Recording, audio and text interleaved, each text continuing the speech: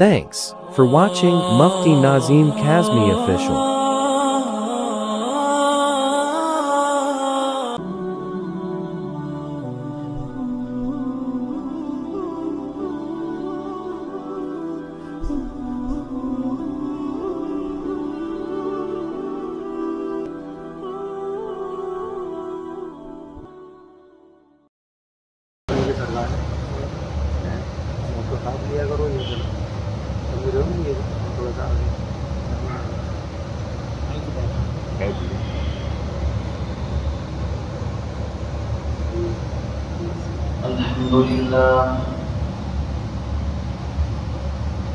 الحمد لله نحمده ونستعينه ونستغفره ونؤمن به ونتوكل عليه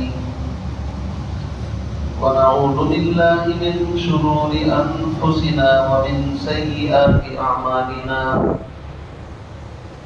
من يهده الله فلا مضل له ومن يضلله فلا هادي له ونشهد أن سيدنا ومرشدنا ومولانا محمدا عبده ورسوله أما بعد فأعوذ بالله من الشيطان الرجيم بسم الله الرحمن الرحيم وحشر لسليمان جنوده من الجن والإنس والطير فهم يوزعون حتى إذا أتوا على باب النمل قالت نملة يا أيها النمل ادخلوا مساكنكم لا يحطمنكم سليمان وجنوده وهم لا يشعرون فتبسم ضاحكا من قولها وقال رب أوزعني أن أشكر نعمتك التي أنعمت علي وعلى والدي وأن أعمل صالحا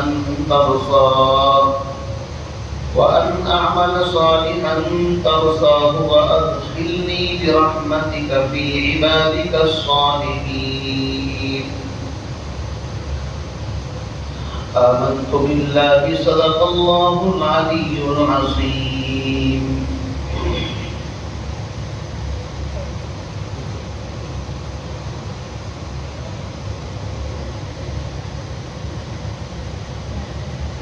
انتہائی واجب الاحترام بزرگوں دوستو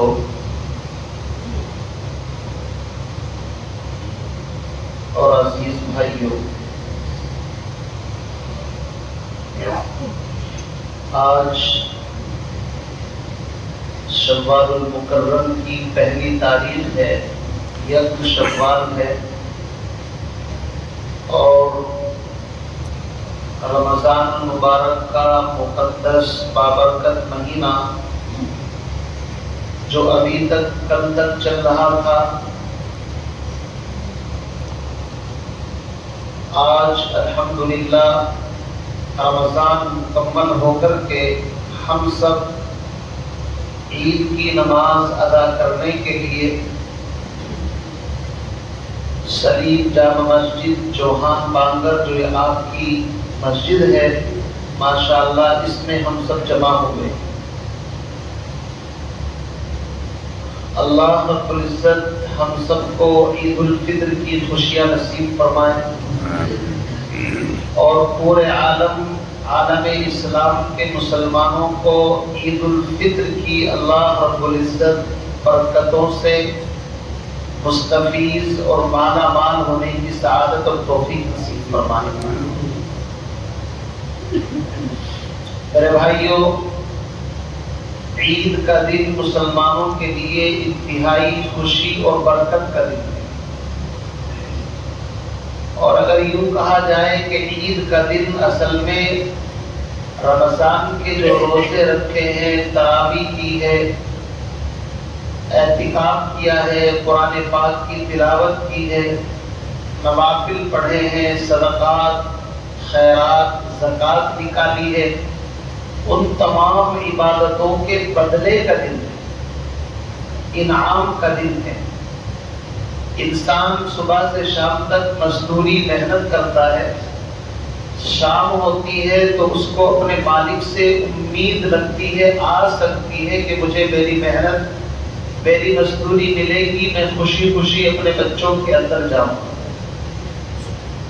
ویسے تو اللہ رب العزت بڑے رحیم کریم ہیں، ہر روز انسان کو انعام دیتے ہی ہیں، ہر رات انعام دیتے ہیں، لیکن پھر بھی اللہ رب العزت نے ایک ایسا دن ہم مسلمانوں کے لیے چنا، منتخب کیا کہ جس میں پوری امت مسلمہ کے مسلمانوں کو، ایمان والوں کو ان کی عبادتوں کا بدلہ دیا جاتا ہے۔ حدیث کے اندر آتا ہے کہ عید کے دن فرشتوں کے اندر بھی خوشی کا ماحول ہوتا ہے، اور گلی چوراہوں پر، نکڑوں پر فرشتے کھڑے ہو کر کے روزے داروں کا، جنہوں نے روزے رکھے ہیں، تراویح پڑھی ہیں اور عید کی نماز کے لیے آتے ہیں، ان کا استقبال بھی کرتے ہیں اور ان کے اوپر سلامتی کی دعائیں بھی کرتے ہیں، اور فرشتے اس منظر کو دیکھ کر انتہائی خوش ہوتے ہیں۔ پروردگار عالم، یہ کیسی امت ہے، کیسے انسان ہے کہ جب آپ کی طرف سے یہ حکم ملتا ہے، آرڈر ملتا ہے، یہ فوراً اپنی پیشانی جھکانے کے لیے آپ کی بارگاہ میں حاضر ہو جاتے ہیں۔ اس لیے میرے بھائیوں، آج عید کا دن ہے، اور یاد رکھیے عید کا اصل حقدار وہ ہے جس نے رمضان کے روزے، تراویح، عبادات اہتمام سے کیا ہے، وہ اصل عید کا حقدار ہے، اور عید بھی اسی کی ہے۔ باقی جس نے رمضان غفلت کے ساتھ گزار دیا، لاپرواہی کے ساتھ گزار دیا، کوئی اس کا خیال نہیں کیا کہ رمضان ہے، غیر رمضان ہے، تو یاد رکھیے ٹھیک ہے عید پڑھنے کے لیے آ گیا، مسجد میں آ گیا، لیکن اللہ رب العزت کی اصل خوشی کا وہ مستحق نہیں ہے۔ اب تو ہم یہی دعا کریں گے، اللہ ہم سب کی لغزشوں کو، کوتاہیوں کو معاف فرمائے، اور جو بیچارے غفلت کے ساتھ رمضان گزارے ہیں، ہم دعا کرتے ہیں اللہ ان کو بھی اپنے فضل سے معاف فرمائے۔ میرے عزیز بزرگوں، بھائیوں، میں نے قرآن پاک کی سورہ نمل کی کچھ آیات آپ کے سامنے پڑھی۔ وقت بڑا محدود ہوتا ہے، 7:30 بجے انشاءاللہ نماز ہوگی، اور 6:45 تقریباً ہو چکی ہے، یعنی 6:45 ہو چکے ہیں۔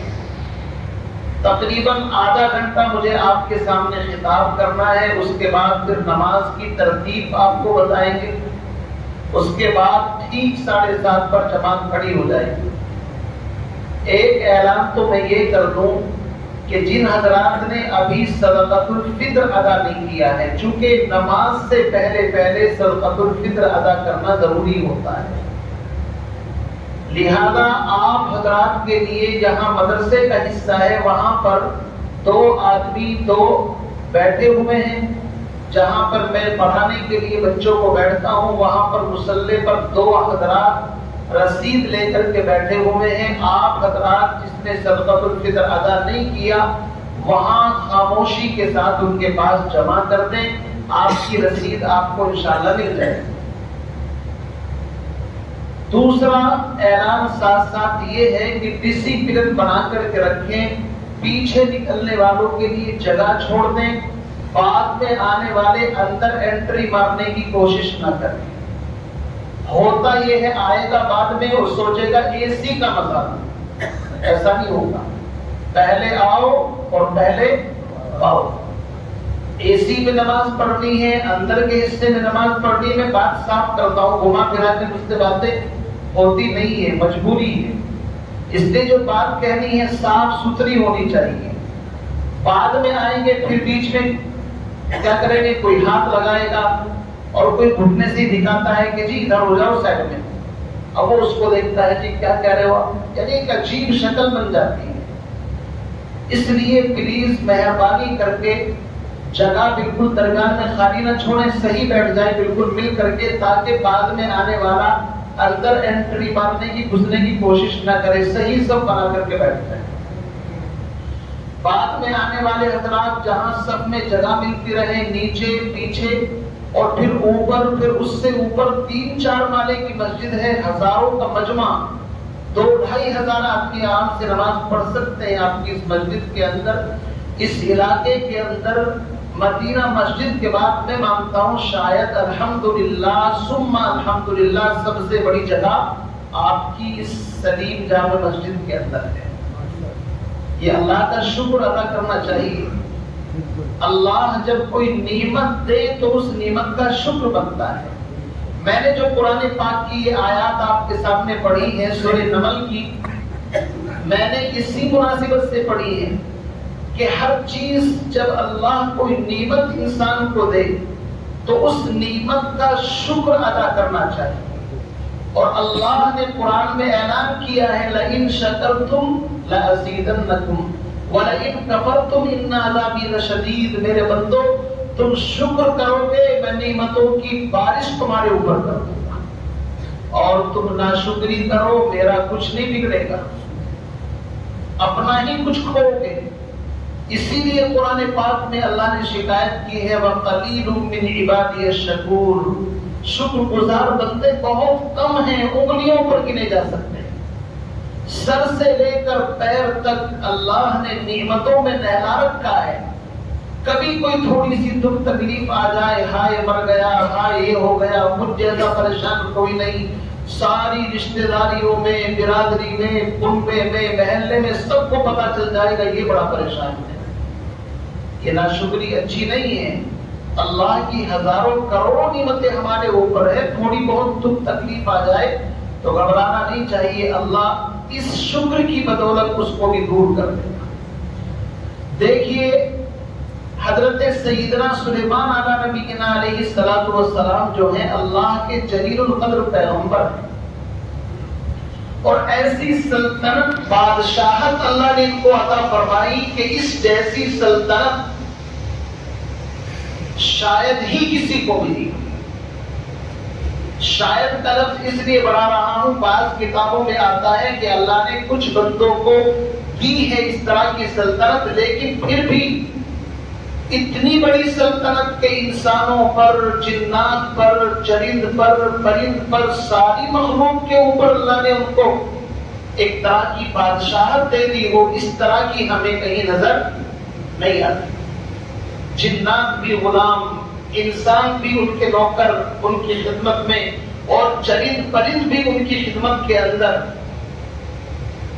اسی لیے ایک روایت میں آتا ہے کہ ایک مرتبہ نبی علیہ السلام نماز پڑھ رہے تھے تو ایک جنات کی فطرت میں شرارت ہوتی، پیغمبر علیہ السلام کو بھی پریشان کرنے کی کوشش کرنے لگا۔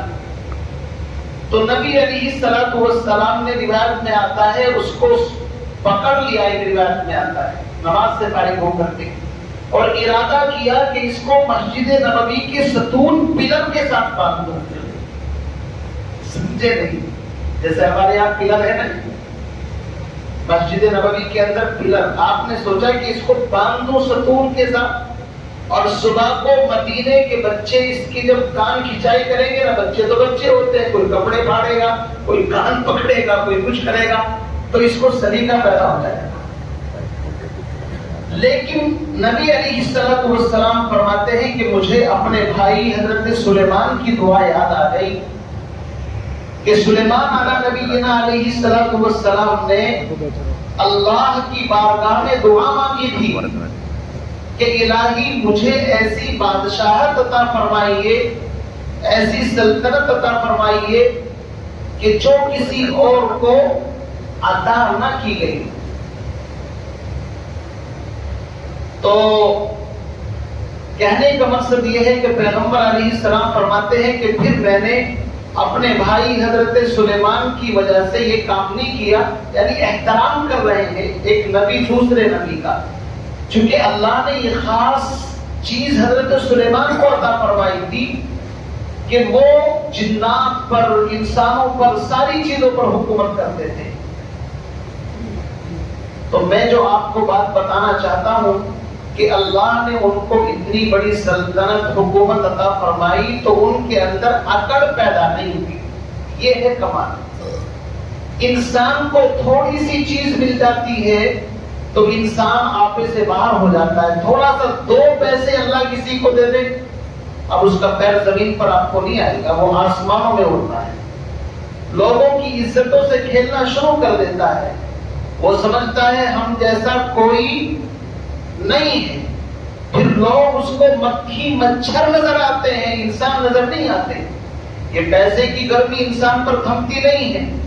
وہ لوگوں کے ساتھ پنگے لینے شروع کر دیتا ہے، لوگوں کو ستانا شروع کر دیتا ہے، ہیکڑی اور دھوس جمانا شروع کر دیتا ہے. آپ قرآن پڑھیں گے تو قرآن بتائے گا نہیں اللہ نے آپ کو دولت سے نوازا ہے تو آپ اللہ کا شکر ادا کریں، عاجزی انکساری تواضع کے ساتھ رہیں. اللہ کسی کو اقتدار دے دے، کوئی عہدہ مل جائے، وہ سمجھتا ہے اب تو تیرے فون کے اندر وہ پاور ہے، وہ طاقت ہے، بس آگے والے کا نمبر ہونا چاہیے اور فوراً تیرے کام بنیں گے. پھر وہ کسی کو خاطر میں نہیں رہا. یاد رکھیے آج کا بڑے سے بڑے انسان کی بات کر رہا ہوں، وہ سلیمان علیہ السلام کی حکومت کے پاسنگ اور ان کے برابر نہیں ہو سکتا. ہماری حکومتیں تو انسانوں پر بھی نہیں، جنات پر تو دور کی بات. ہماری حکومتیں چرند پرند پر نہیں ہیں، لیکن سلیمان علیہ السلام کو اللہ نے وہ سلطنت عطا فرمائی. انسان، جنات، چرند پرند ساری چیزیں ان کے سامنے موجود. اب قرآن پڑھیے، قرآن کیا کہتا ہے؟ آیت نمبر 17 سورہ نمل، پارہ نمبر 19. اور وَحُشِرَ لِسُلَيْمَانَ جُنُودُهُ مِنَ الْجِنِّ وَالْإِنسِ وَالطَّيْرِ فَهُمْ يُوزَعُونَ. اور سلیمان علیہ السلام کے لیے جنوں اور انسانوں اور پرندوں کے لشکر جمع کیے گئے. آج دیکھیے اس آیت کے اندر اگر آپ غور کریں گے، وَحُشِرَ لِسُلَيْمَانَ جُنُودُهُ مِنَ الْجِنِّ وَالْإِنسِ وَالطَّيْرِ. 3 طرح کی مخلوق تھے غالباً. سب سے پہلے جنات، پھر انسان، پھر والطیر پرندے کہ ترتیب وار ہم نے ان کے لیے یہ 3 لشکر جمع کیے. جنات کا کام یہ تھا کہ وہ بڑی بڑی دیگیں، بڑے بڑے محلات اور سمندر کی گہرائیوں سے موتی اور اعلیٰ قسم کی جو چیزیں ہوتی ہیں ان کو نکال کر کے حاصل کرتے تھے. اور انسانوں کا کام زمین کے اوپر ہوتا ہے اور پرندوں کا کام ہواؤں میں، فضاؤں کے اندر ہوتا ہے. آج دنیا کے اندر کتنی طرح کی فوج ہے آپ بتائیے؟ 3 طرح کی ہیں بھائی، جل سینا، تھل سینا، وایو سینا، یہ تو بولتے ہیں. میں آپ کی بھاشا کے اندر بات کرنے لگا ہوں.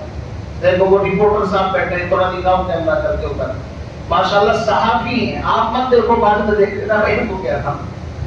جو لوگ جانتے ہیں وہ جانتے ہیں. یہ قرآن 1400 سال پہلے نازل ہوا اور یہ قرآن سینکڑوں ہزاروں سال پہلے کی بات نقل کر رہا ہے، سلیمان علیہ السلام کے زمانے کی بات، کہ اللہ نے 3 طرح کے لشکر ان کے لیے جمع کیے. نمبر 1 انسان، جنات. نمبر 2 انسان. نمبر 3 پرندے. جنات کا کام تھا زمین کی تہ اور نیچے سے جو حسینے ہیں، دفینے ہیں اور زمین کی تہ کے اندر جو چھپے ہوئے خزانے ہیں اور جو قیمتی چیزیں ہیں ان کو نکال کر کے سلیمان علیہ السلام کے پاس حاضر کرنا. تو گویا کہ یہ نیوی کا کردار ادا کرتے تھے. آج کے زمانے کے اندر جو پانی کا سسٹم ہوتا ہے، نیوی جس کو بولتے ہیں، پورا ایک ڈپارٹمنٹ ہوتا ہے. پھر انسان جو زمینی فوج ہوتی ہے، جیسے کہ ہمارے ملک کے اندر مختلف ٹکڑیاں ہیں، کوئی بارڈر کے اوپر ہے، سرحد کے اوپر ہے، کوئی کہیں پر ہے، کوئی کہیں پر ہے، لیکن سارے کے سارے آئیں گے ایک ہی جگہ پر.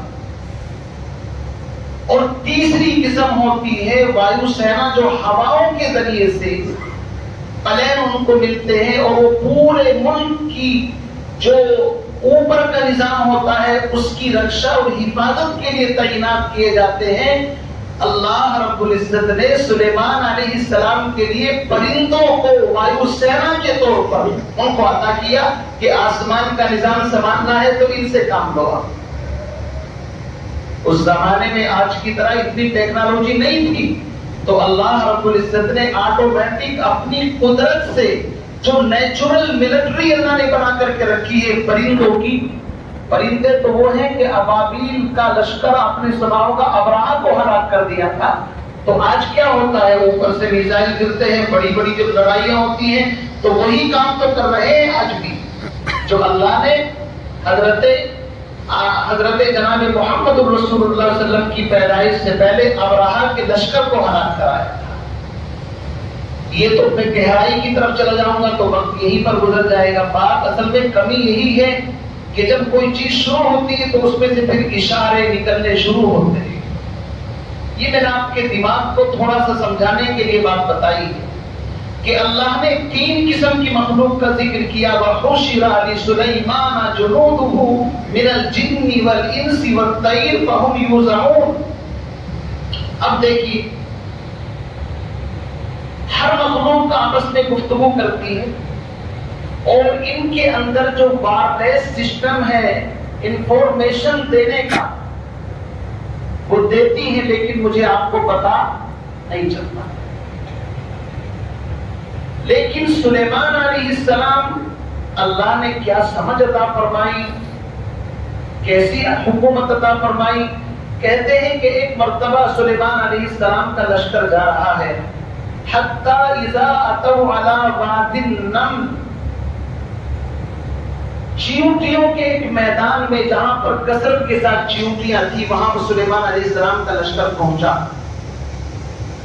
قالت نملۃ، تو ایک چیونٹی جو ان کی سردار کہہ دیجئے، ان کی حکمراں کہہ دیجئے، یا جس کی ماتحتی کے اندر وہ پورا ایریا تھا، اس سے پتا چلتا ہے کہ جس طرح انسانوں کے اندر ترتیب ہے، اللہ نے ان مخلوقات کے اندر بھی یہ ترتیب رکھی ہے۔ بڑائی چھوٹائی اس لیے نہیں ہوتی کہ انسان اپنے آپ کے اوپر فخر کرے، بڑائی چھوٹائی اس لیے رکھی جاتی ہے تاکہ نظام صحیح اور درست چل سکے۔ ایک ہی امام کے پیچھے نماز اس لیے پڑھائی جاتی ہے تاکہ سب امام کہے اللہ اکبر، مقتدی کہے اللہ اکبر، امام کہے سمع اللہ لمن حمدہ، مقتدی کہے ربنا لک الحمد، امام رکوع میں سب رکوع میں، امام سجدے میں سب سجدے میں، امام کہے السلام علیکم ورحمۃ اللہ، مقتدی بھی سلام پھیر دے۔ اور اگر امام کہہ رہا ہے اللہ اکبر اور وہ جناب ابھی اپنی کسی کام میں مشغول ہے، امام رکوع میں ہے یا تو وہ سجدے میں ہے یا ابھی کھڑا ہے، تو اس کی نماز ہوگی، نماز نہیں ہوگی۔ یہ ڈسپلن سکھایا جاتا ہے۔ تو اس چیونٹی نے اپنی چیونٹیوں کو مخاطب کر کے کہا، قالت نملۃ یا ایھا النمل ادخلوا مساکنکم، اے میری قوم کی چیونٹیوں، سب کی سب اپنے اپنے سوراخ میں، بلوں میں چلی جاؤ، یعنی اپنی حفاظت کی تدبیر انتظام کرو، سب کی سب اپنے آپ کو بلوں کے اندر داخل کر لو۔ کیوں بھائی، مسئلہ کیا ہے؟ فرمایا لا یحتمنکم سلیمان وجنودہ، سلیمان کا لشکر آ رہا ہے، کہیں ایسا نہ ہو کہ تم کچھ بھی جاؤ وہم لا یشعرون، اور ان کو خبر بھی نہ ہو۔ کیا نصیحت کی؟ ایک تو اپنی قوم کی ہمدردی کی، بتائے چلا حکمراں کو ہوتا ہے آنے والے مسائل اور تکالیف سے اپنی قوم کو آگاہ کر دے اور بتائے کہ آپ اپنی حفاظت کی پوزیشن کے اندر رہو۔ اور دوسری بات یہ ہے کسی سے بدگمان نہ کرے۔ کہا سلیمان نبی ہے، کیا نبی ظلم کر سکتے ہیں؟ فرمایا نبی ظلم نہیں کرتا، لیکن تمہارا وجود بہت چھوٹا ہے، انہیں پتا بھی نہیں چلے گا، انہیں خبر بھی نہیں ہوگی اور تم کچھ نہیں جاؤ۔ بات سمجھ میں آ گئی کہ ہاں بھائی بہت چھوٹا وجود ہوتا ہے، پتا بھی نہیں چلے گا، یہ بدگمانی سے بھی بچایا۔ اب دیکھیے فَتَبَسَّمَ ضَاحِكًا مِنْ قَوْلِهَا، سلیمان علیہ السلام اس کی یہ بات سن کر کے مسکرائے، ہنسے۔ کسی کو پتا نہیں، لیکن سلیمان کو چونکہ حکومت دی ہے تو اللہ نے انفارمیشن کا انتظام کر دیا، ان کو خبر ہو گئی سلیمان علیہ السلام کو کہ چیونٹی اپنی قوم کو سمجھا رہی ہے۔ تو سلیمان علیہ السلام مسکرائے، فَتَبَسَّمَ ضَاحِكًا مِنْ قَوْلِهَا، اس کی بات سن کر کے مسکرائے، من قَوْلِهَا،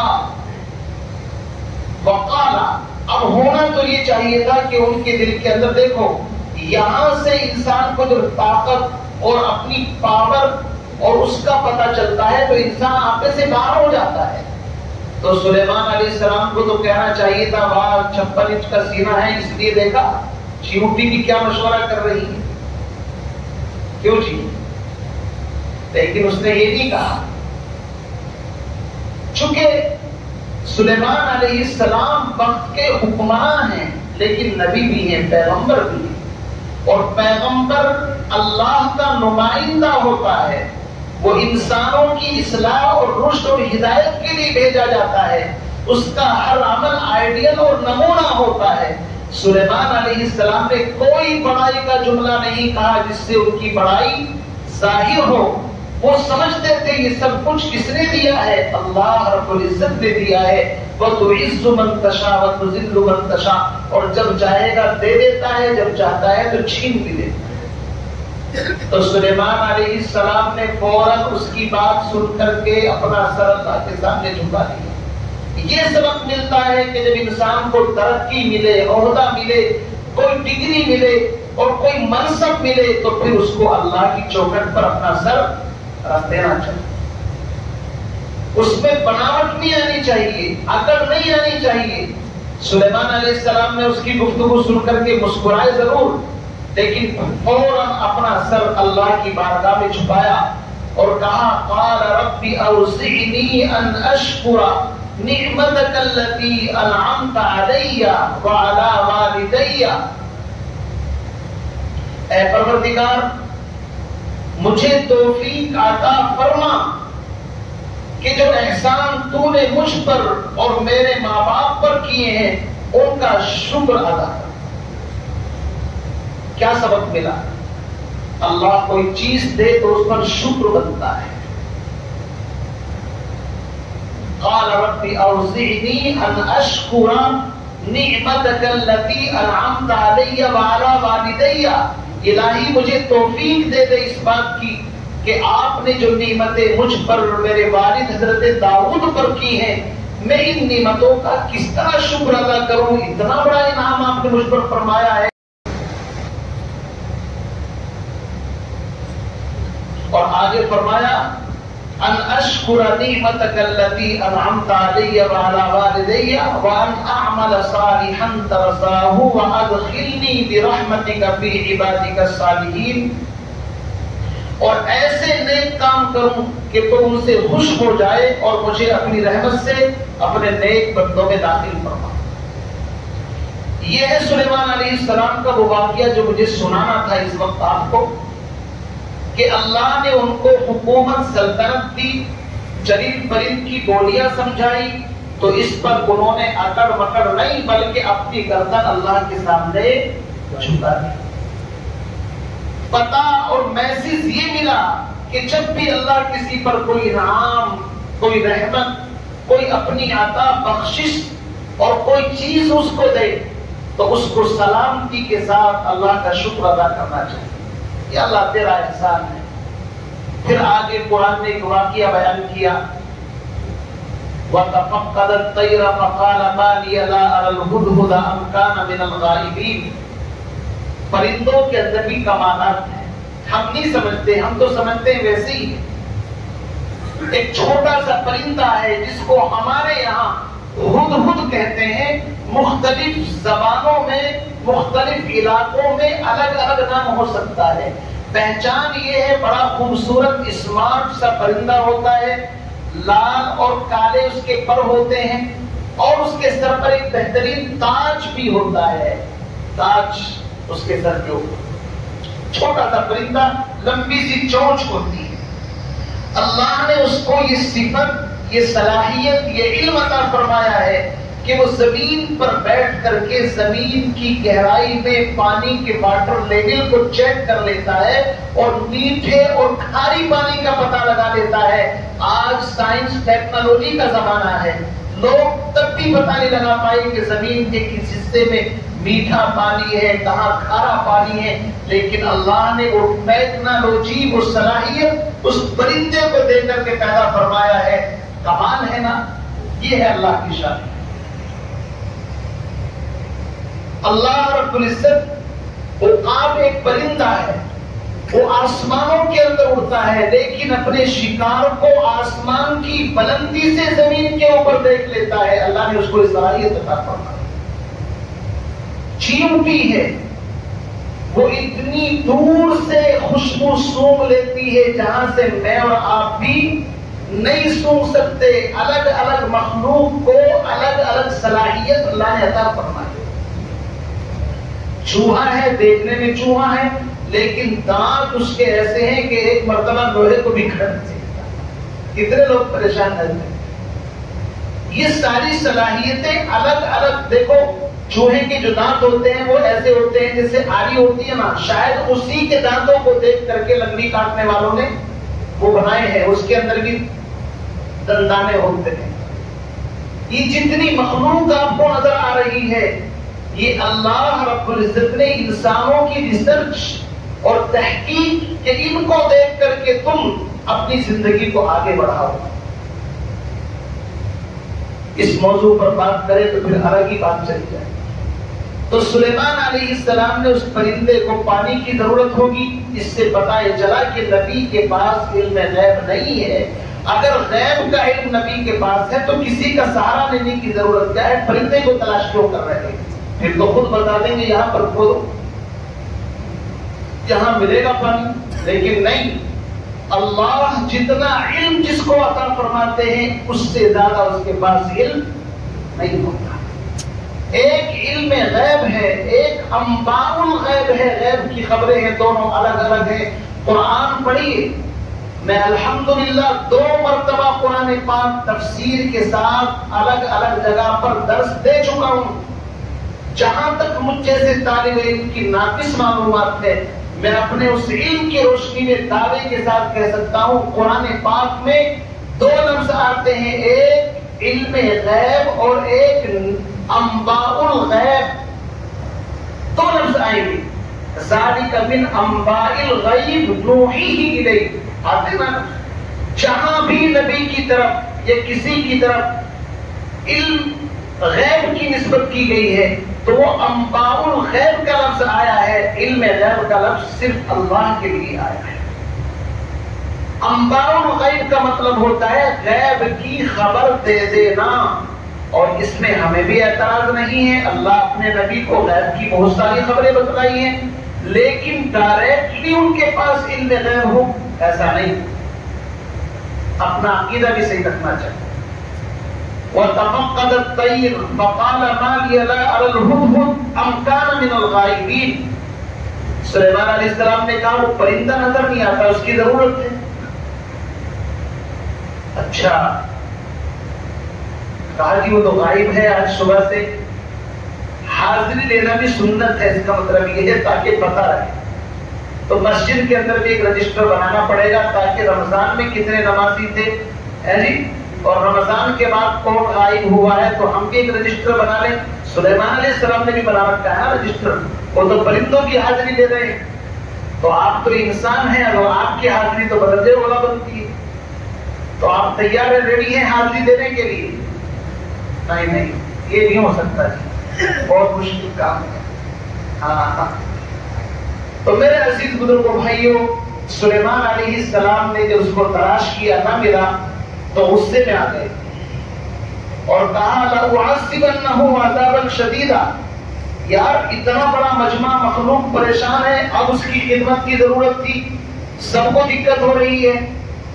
اگر وہ وقت پر ہوتا تو سب کی پرابلم سولو ہو جاتی, لَأُعَذِّبَنَّهُ عَذَابًا شَدِيدًا، میں اس کو سخت ترین تکلیف دوں گا.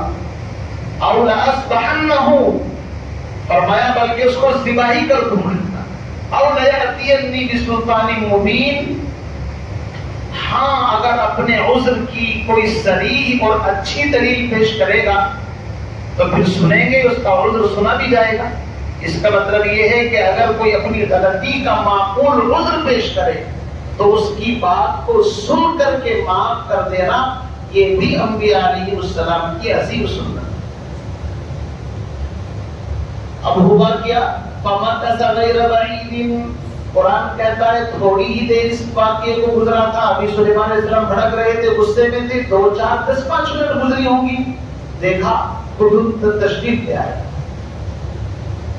فَمَكَثَ غَيْرَ بَعِيدٍ، ابھی تھوڑی ہی دیر ہوئی تھی کہ ہدہد موجود. فَقَالَ أَحَطْتُ بِمَا لَمْ تُحِطْ بِهِ وَجِئْتُكَ مِنْ سَبَإٍ بِنَبَإٍ يَقِينٍ، کہنے لگا مجھے ایک ایسی چیز معلوم ہوئی ہے جس کی آپ کو خبر نہیں، اور میں آپ کے پاس شہر سبا سے ایک سچی خبر لے کر کے آیا ہوں. احطت بما لم تحط به، آپ دیکھیے اس پرندے کی جرأت، وہ سلیمان کو مخاطب کر کے کہہ رہا ہے جس کی حکومت خشکی پر، تری پر، انسانوں پر، جنات پر ہے. علم وہ پاور اور طاقت پیدا کرتا ہے انسان کے اندر کہ بڑے سے بڑے آدمی کے سامنے سینہ ٹھوک کر کے کھڑا ہو جاتا ہے.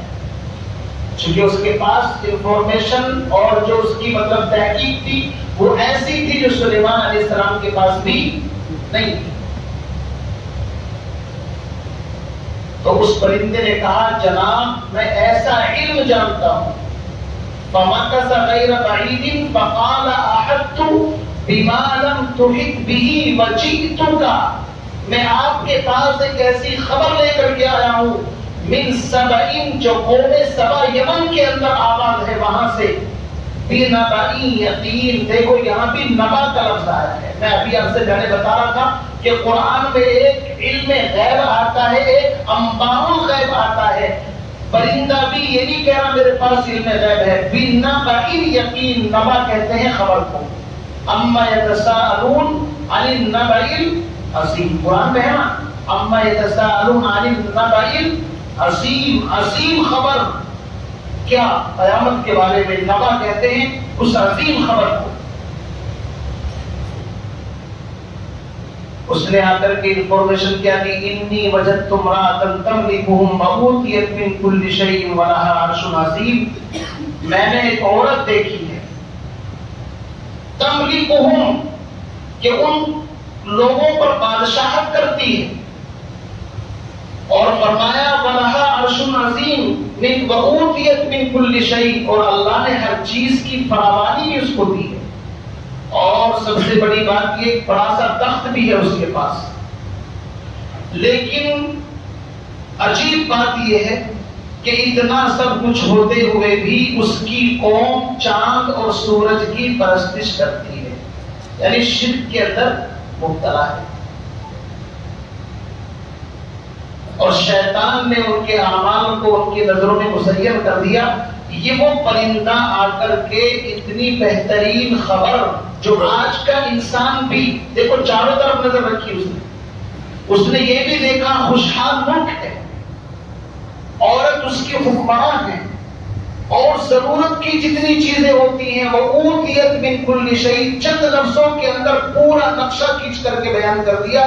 ہر چیز ان کے پاس ہے، کسی چیز کی کمی نہیں ہے، اور ان کی حکمراں عورت ہے. لیکن نقصان کا مسئلہ یہ ہے اے سلیمان، وہ اللہ کو چھوڑ کر کے چاند اور سورج کی پوجا کرتے ہیں. یہ نقصان کی بات ہے.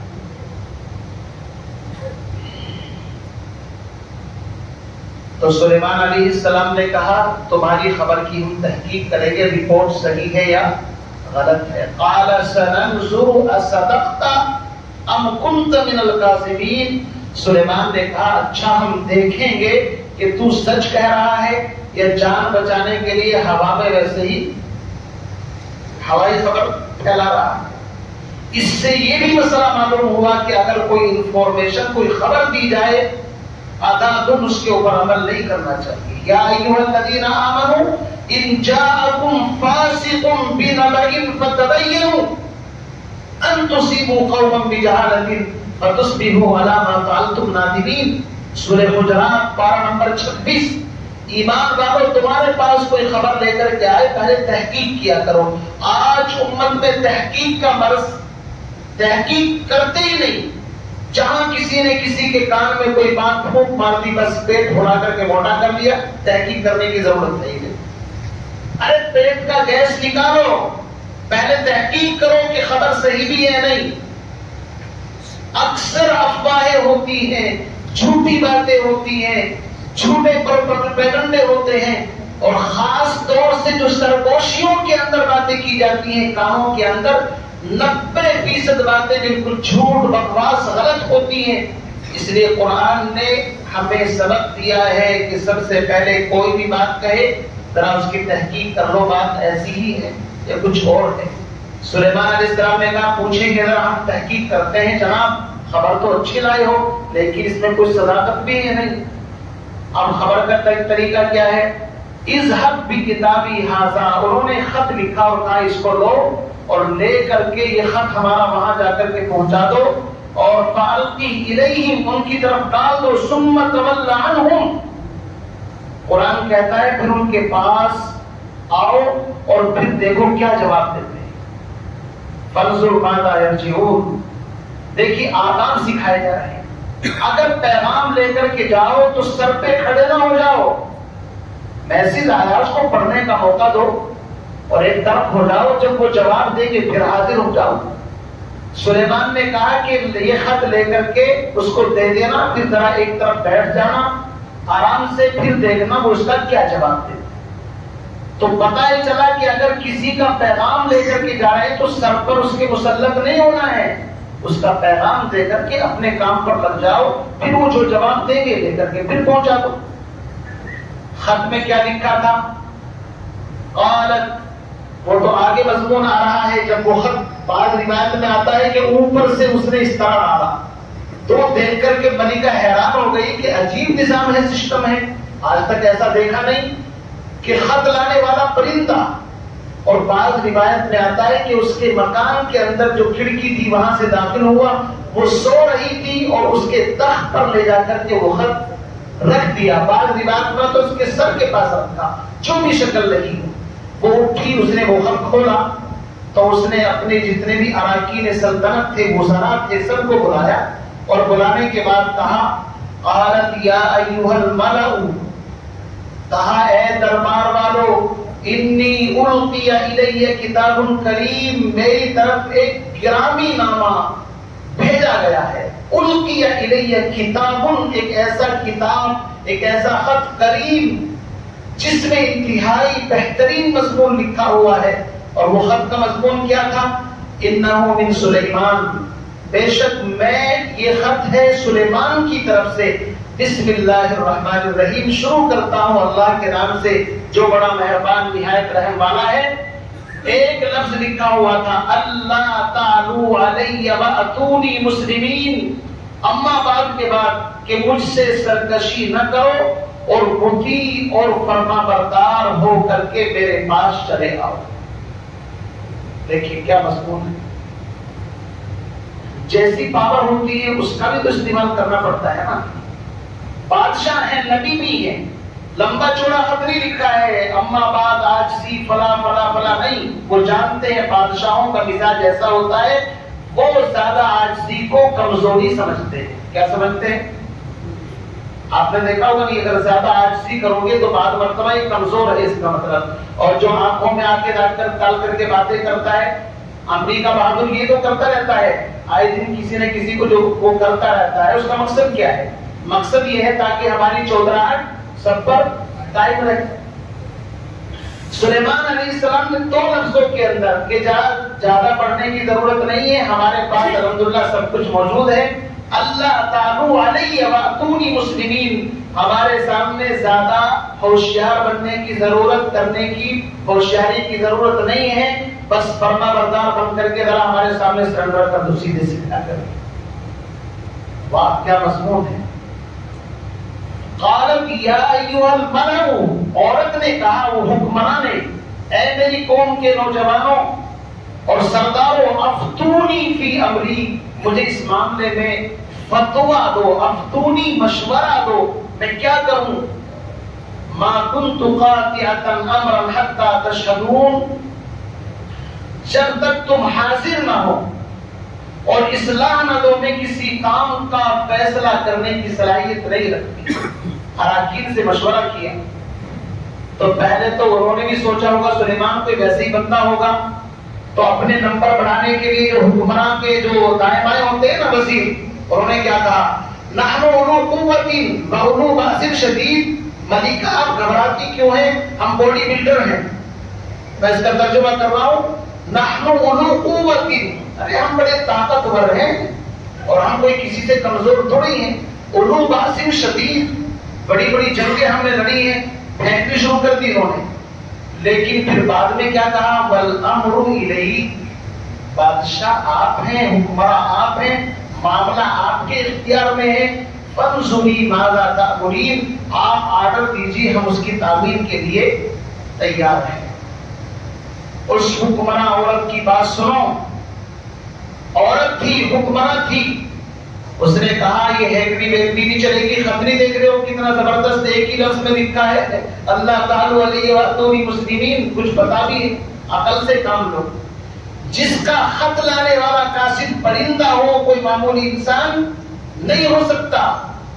اور اس نے پھر اپنی قوم کے لوگوں کو کہا، قالت ان الملوک اذا دخلوا قرية افسدوها وجعلوا اعزة اهلها اذلة، تم بادشاہوں کے مزاج سے واقف نہیں ہو، جب وہ کسی بستی میں داخل ہوتے ہیں تو وہاں تہس نہس کر دیا جاتا ہے، عزت والوں کو ذلیل کر دیا جاتا ہے، اس لیے ایسی حماقت کی باتیں مت کرو، پہلے ویسے ہی کچھ معاملہ کر کے دیکھ لیتے ہیں۔ وَإِنِّي مُرْسِلَةٌ إِلَيْهِمْ بِهَدِيَّةٍ فَنَاظِرَةٌ بِمَا يَرْجِعُ الْمُرْسَلُونَ، پہلے کچھ مال وال دیکھ کر کے ہدیے تحفے بھیجتے ہیں، ہمارے پاس بہت چیزیں ہیں، اگر وہ اس سے مرعوب ہو گئے پھر دیکھیں گے۔ یعنی پہلے ڈائلاگ بات کا سلسلہ شروع کیا ہے۔ آج کی دنیا میں ڈائلاگ اچھی چیز مانی جاتی ہے، بات کرنا تو اچھی چیز ہوتی ہے۔ چنانچہ ادھر سے ہدیے تحفے بہت ساری سونے کی اینٹیں، قصہ مختصر وقت نہیں رہا ہے، وہ لے کر کے گئے، سلیمان کو تو پتا چل گیا کہ ادھر سے کچھ لے کر کے آ رہے ہیں، تو سلیمان علیہ السلام نے ایسا انتظام کیا کہ ان کے لیے سونے کی کرسیاں فلاں ان کے بیٹھنے کے لیے بچھوائی۔ وہ جو لے کر کے آ رہے تھے، جب انہوں نے دیکھا جناب ہم تو لے کر کے اس کو سر پر سجا کر کے لا رہے ہیں، یہاں تو جانوروں کے لیے چیزیں پڑی ہوئی ہیں، انسانوں کو چھوڑیے، تو ان کو شرم محسوس ہونے لگی، کیسے پیش کرے ان کے ساتھ، سمجھ رہے نا آپ؟ تو میرے عزیز بزرگوں بھائیوں، سلیمان علیہ السلام کو اللہ نے سلطنت، حکومت، بادشاہ عطا فرمائی تھی، پھر اسی صورت میں ہے کہ اس کا جو تخت جس کے بارے میں ہدہد نے بتایا تھا بڑا عظیم تخت ہے، سلیمان نے کہا وہ ہمیں یہاں چاہیے، تو ایک جن نے کہا کہ میں اس کو آپ کی مجلس برخاست ہونے سے پہلے لاؤں گا، حضرت نے کہا نہیں جلدی چاہیے۔ قال الذي عنده علم من الكتاب، جس کے پاس کتاب کا علم تھا، علم ہے ہی ایسی چیز کہ جس کے پاس علم ہوگا وہ ہر میدان میں پہلی صف کے اندر پہنچے گا۔ اس نے کہا حضرت پلک جھپکنے سے پہلے لا کر کے رکھ دوں گا۔ جنات کو اللہ نے طاقت دی ہے، بند مکان میں سے ایسے ہی وہ چیز کو نکال سکتے ہیں، اللہ نے ان کو دیا ہے۔ پلک جھپکی نہیں، سلیمان علیہ السلام کے پاس وہ تخت موجود تھا۔ میرے عزیز بھائیوں، مجھے اس پورے واقعے میں سنانا یہ ہے کہ اللہ جب کسی کو نعمت دے، دولت دے، شہرت دے، عزت دے، مال دے، جمال دے، جو بھی کچھ اللہ اس کو عطا فرمائے، انسان کا فرض بنتا ہے اکڑ مکڑ نہیں بلکہ اللہ کی چوکھٹ پر اپنا سر جھکا دے۔ تواضع کا طریقہ سیکھ لو لوگوں سے، سراہی سے سراہی سر نگو ہو کر بھرا کرتی ہے پیمانہ، جس کے اندر کمال ہوتا ہے وہ جھک کر کے چلتا ہے۔ جس شاخ اور ٹہنی پر پھل لگا ہوا ہوتا ہے وہ ہمیشہ جھک جاتی ہے۔ آم کا موسم ہے، چلیے ہمارے ساتھ ہم آپ کو دکھائیں گے، آم جس کے اوپر لگا ہوا وہ ٹہنی نیچے جھک جائے گی، اور آم توڑ لو سیدھی کھڑی ہو جائے گی۔ یہ اکڑ مکڑ اس بندے کے اندر ہوتی ہے جس کے اندر کوئی کمال نہیں ہوتا. جس کے اندر کمال ہوگا وہ ہمیشہ جھک کر کے چلے گا. اس لیے قرآن پاک کی جو آیات میں نے پڑھی ہیں، اللہ رب العزت سے دعا فرمائے ہم تمام کو نعمتوں کی شکر گزاری کرنے کی توفیق عطا فرمائے. وآخر دعوانا الحمد للہ رب العالمین. ابھی میں